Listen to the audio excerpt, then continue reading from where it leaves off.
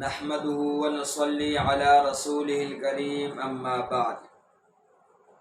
نماز کی ابتدا سن 1 ہجری میں ہوئی۔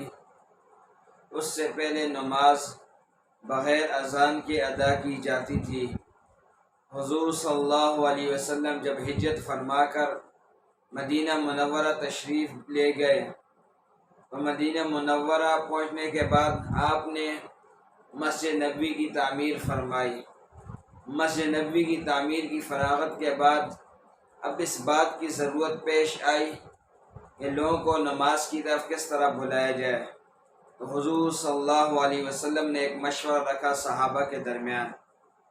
تو بعض حضرات نے یہ رائے دی کہ نماز کے لیے آگ جلا دی جائے تاکہ لوگ آگ کو دیکھ کر مسجد کی طرف آئیں اور نماز ادا کر لی جائے، لیکن اس رائے کو رد کر دیا گیا یہ کہہ کر کہ اس کے اندر مجوسیوں کے ساتھ مشابہت ہے۔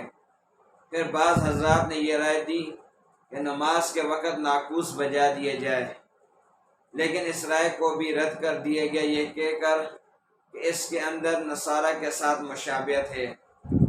سیدنا عمر بن خطاب رضی اللہ تعالیٰ عنہ نے یہ رائے دی کہ مدینہ کی گلیوں میں ہمارا ایک شخص جا کر نماز کے وقت میں یہ آواز لگائے گا الصلاۃ جامعۃ الصلاۃ جامعۃ، تو اس رائے کو قبول کر لیا گیا۔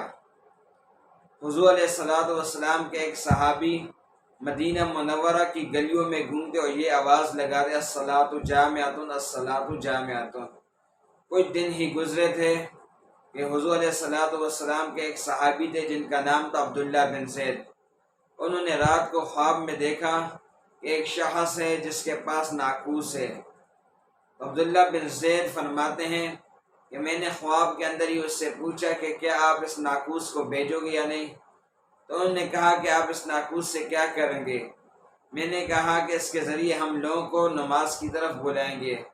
تو انہوں نے کہا کیا میں اس سے بہتر آپ کو چیز نہ بتلاؤں کہ جس کے ذریعے آپ لوگوں کو نماز کی طرف بلائیں؟ تو میں نے کہا کہ ضرور بتلائیں۔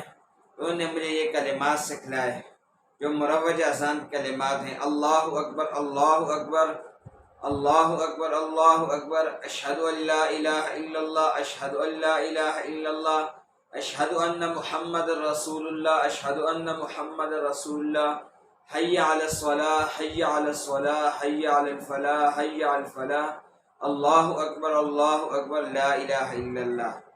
جب صبح ہوئی تو عبداللہ بن زید رضی اللہ تعالیٰ عنہ حضور علیہ السلام کی مجلس میں حاضر ہوئے اور تمام جو واقعہ تھا خواب کے اندر دیکھا تھا وہ تمام واقعہ حضور علیہ السلام کے سامنے رکھ دیا۔ حضور صلی اللہ علیہ وسلم نے حضرت بلال سے فرمایا کہ آپ کھڑے ہو جائیں اور عبداللہ بن زید سے فرمایا کہ آپ ان کو یہ کلمات سکھائیں، اور حضرت بلال رضی اللہ تعالیٰ عنہ لوگوں کو ان کلمات کے ذریعے نماز کی طرف بلائیں گے۔ اس طرح اذان کی ابتدا ہوئی اور سب سے پہلے مؤذن اسلام کے حضرت بلال رضی اللہ تعالیٰ عنہ منتخب ہوئے۔